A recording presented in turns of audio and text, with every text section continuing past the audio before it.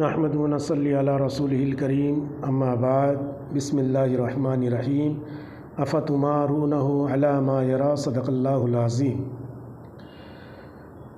انشاءاللہ تبارک و تعالی کل بروز بود 7 فروری کو شب معراج ہوگی۔ معراج کی رات اللہ کی جانب سے محمد رسول اللہ صلی اللہ تعالی علیہ وسلم کو ایک عظیم تحفہ ہے، اور اس رات میں اللہ تبارک و تعالیٰ نے امت رسول پر یہ مخصوص فضل و کرم فرمایا کہ ہمیں نماز کے تحفے عطا فرمائے، نماز جیسی عبادت عطا فرمائے۔ یہ بڑی عظمت اور رحمت اور برکت والی رات ہے۔ اس رات میں ہمیں چاہیے کہ ہم نفائل، ذکر و اذکار، تلاوت قرآن اور درود کی کثرت کریں، اور صلاۃ و تسبیح کا اہتمام کریں، اور سب سے زیادہ ضروری تو یہ ہوگا، بہتر یہ ہوگا کہ ہم ہماری جو فرض نماز قضا ہو گئی ہے اس کے اسی رات میں ادا کر لیں۔ اللہ تعالی ہمیں نیک کاموں کی اور نیک اعمال کرنے کی توفیق عطا فرمائے۔ میں نے قرآن مقدس کی ایک آیت پڑھی، سورہ نجم کی۔ سورہ نجم اصل میں ابتدائی آیت سے لے کے چند آیتوں تک یہ شب معراج کے بارے میں ہی ارشاد فرمایا گیا ہے، اور اللہ تبارک و تعالیٰ نے سورہ بنی اسرائیل میں فرمایا سبحان الذی اسری بعبدہ لیلا من المسجد الحرام الی المسجد الاقصی، کہ پاک و جاز ذات جس نے لے گئی اپنے بندے کو رات کے تھوڑے وقت میں مسجد حرام سے مسجد اقصی تک۔ بندہ نہ روح ہے خالص، بندہ نہ خالی بدن ہے، جسم ہے۔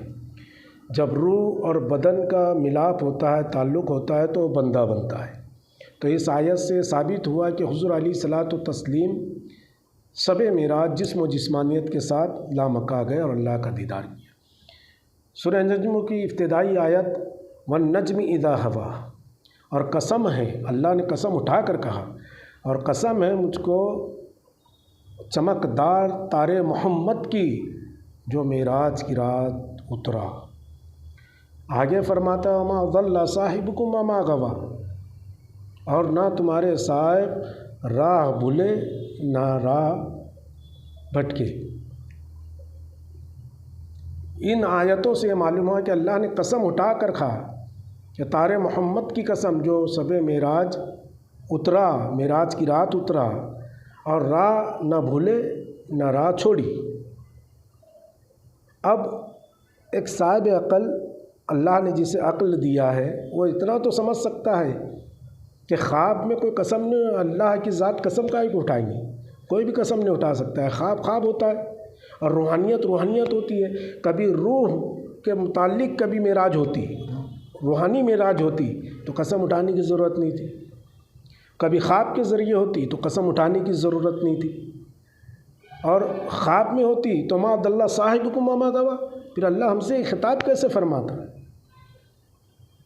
یہ خطاب کیوں ہوتا کہ تمہارے ساتھ نہ راہ چھوڑے نہ راہ سے ہٹے نہ بھولے؟ یہ بولنے کی ضرورت ہی نہیں تھی۔ خواب خواب ہے اور روحانیت روحانیت ہے۔ مطلب یہ ہوا، ان دونوں آیتوں سے یہ ثابت ہوتا ہے کہ اللہ تبارک و تعالیٰ نے اپنے حبیب کو جسم و جسمانیت کے ساتھ معراج کیا۔ اس آیت کی دلیل یہ۔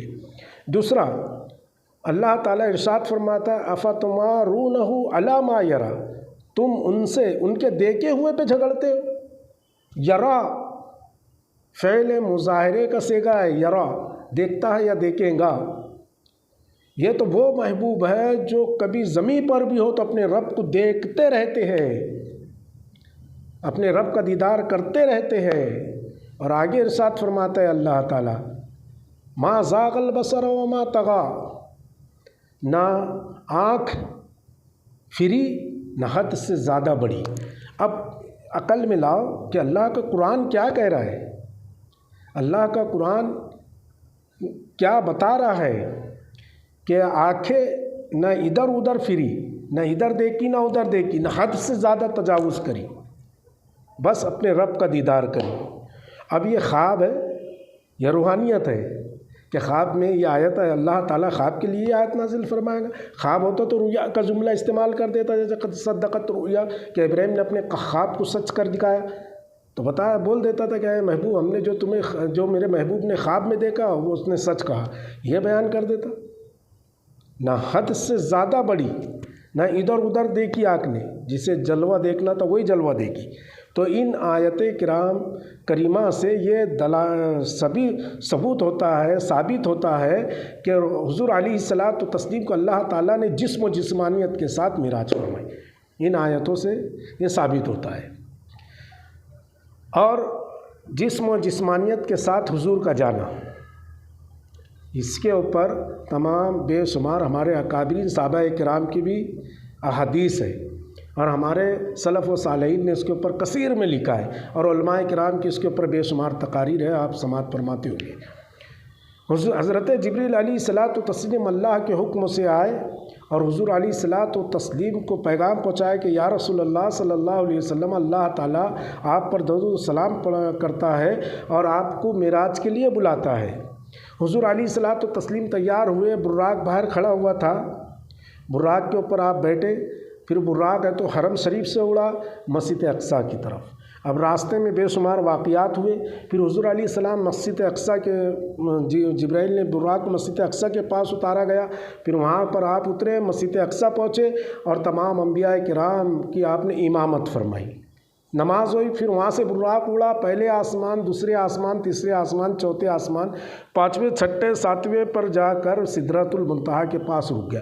پھر حضور علیہ الصلاۃ والتسلیم کے بے شمار اس میں واقعات ہوئے، پہلے آسمان پہ، دوسرے، تیسرے، چوتھے، پانچویں، چھٹے، ساتویں پر، تمام آسمانوں پہ ایک واقعہ ہوئے۔ پھر بیت المعمور میں حضرت جبرائیل نے اذان دی، تمام فرشتوں کی امامت فرمائی۔ پھر جبرائیل سے کہا کہ جبرائیل آگے چلتے کیوں نہیں ہو؟ تو جبرائیل نے کہا کہ یہ میری انتہا ہے پرواز کی، اس کے آگے میں نہیں جا سکتا، کبھی بڑھا تو تجلیات الہی سے میرے پر جل جائیں گے۔ پھر اس کے بعد رف کی سواری آئی، حضور علیہ الصلاۃ والتسلیم اس پر تشریف فرما ہوئے، پھر وہ رف اڑا اور ڈائریکٹ عرش معلیٰ پر پہنچ گیا۔ اس کی بھی ایک حد تھی پرواز کی، وہاں پر رک گیا، وہ اس کے آگے نہیں جا سکتا۔ اب روحانی معراج کس کو کہتے ہیں؟ اب حضور کی معیت میں حضور کے ساتھ ایک اور معراج ہوئی ہے، وہ روحانی ہے۔ سیدنا شیخ عبد القادر جیلانی حضور غوث العظم دستگیر رضی اللہ تعالیٰ عنہ کو روحانی معراج ہوئی۔ حضور غوث العظم دستگیر رضی اللہ تعالیٰ عنہ شب معراج روحانی طریقے سے حضور علیہ الصلاۃ والتسلیم کے ساتھ تھے، اور یہ کوئی میں اپنی طرف سے نہیں بول رہا ہوں، بلکہ شیخ عبد القادر اربلی رضی اللہ تعالیٰ نے اپنی مشہور زمانہ کتاب مناقب عبد القادر میں اس نے نقل کیا۔ سلطان العارفین سخی سلطان باہو قادر رضی اللہ تعالیٰ نے رسالہ وحی کے اندر اس کو ہے تو تحریر فرمایا، اور خود غوث العظم دستگیر رضی اللہ تعالیٰ نے اسے بیان فرمایا کہ جب رف رک گیا تو ایک خوبصورت نورانی چہرہ ظاہر ہوا، ایک روح ظاہر ہوئی، اور اس نے کہا یا رسول اللہ آپ میری پشت پہ سوار ہو جائے، آگے میں لے جاؤں گا۔ پھر حضور علیہ الصلاۃ والتسلیم اس کے اوپر سوار ہو گئے، پھر وہ فتد اللہ قاب قوسین اور ادنا اور وہو بالافق الاعلیٰ سے ہوتا ہوا ڈائریکٹ لامقام میں چلا گیا۔ پھر حضور علیہ الصلاۃ والتسلیم اور خدا کا ملاپ ہوا، اللہ اور اس کے رسول کی ملاقات ہوئی، اور یہ روح ادباً ایک طرف کھڑے ہو گئی۔ حضور غوث العظم دستگیر رضی اللہ تعالیٰ عنہ فرماتے ہیں کہ اللہ تبارک و تعالیٰ نے حضور سے پوچھا، حضور علیہ السلام نے اللہ تبارک و تعالیٰ سے پوچھا کہ مولا یہ کون ہے؟ اس کو دیکھ کر میری آنکھیں ٹھنڈی ہوتی ہے، تو اللہ نے فرمایا کہ اے پیارے حبیب یہ تیرا بیٹا شیخ عبد القادر جیلانی ہے۔ حضور غوث العظم دستگیر فرماتے ہیں کہ حضور علیہ الصلاۃ والتسلیم کو جسم و جسمانیت کے ساتھ معراج ہوئی، اور حضور کے صدقے عبد القادر کو روحانی معراج ہوئی، اور جب یہ دونوں پیاروں کا ملاپ تھا میں وہاں پر موجود تھا، لوہے محفوظ کے اوپر ایک سفید موتی ہے تو نمودار تھا، اور یہ دونوں پیاروں کا ملاپ تھا۔ حضور غوث العظم دستگیر نے خود اسے اپنے قصیدے کے اندر ہے تو فرمایا۔ اس لیے آپ کے لقبوں میں سے ایک لقب یہ بھی ہے شہباز لامکانی، اور حضور خواجہ معین الدین چشتی اجمیری فرماتے ہیں آپ کو لقب میں کہ سیاح لامکانی، حضور غریب نواز آپ کو سیاح لامکانی کہتے تھے کہ لامکاں کی سحر کرنے والا۔ تو حضور غوث العظم دستگیر کو روحانی معراج ہوئی، اور حضور علیہ الصلاۃ والتسلیم جسم و جسمانیت کے ساتھ۔ تو روحانی معراج اور ہونا ہے، خواب میں معراج اور ہونا ہے۔ خواب میں تو بندوں کو بھی معراج ہوتا ہے، امام اعظم ابو حنیفہ کو ہے تو اللہ کا 100 مرتبہ ہے تو خواب میں دیدار ہو، وہ ان کی معراج تھی۔ تو خواب میں کوئی وہ نہیں ہے، لیکن قرآن کی حقیقت کو سمجھے، قرآن کو فہم و عشق رسول سے پڑھے تو آپ کو سمجھ میں آئے گا کہ مصطفیٰ علیہ الصلاۃ والتسلیم ہمارے پیارے نبی کو اللہ نے جسم و جسمانیت کے ساتھ معراج عطا فرمائی۔ اللہ تبارک و تعالی ہم سب کو شب معراج کا تو فیض عطا فرمائے، اس رحمت برکت والی رات کا خوب رحمتوں اور برکتوں سے ہم کو نوازے اور نیک اعمال کرنے کی توفیق عطا فرمائے۔ وما علینا الا البلاغ۔ السلام علیکم۔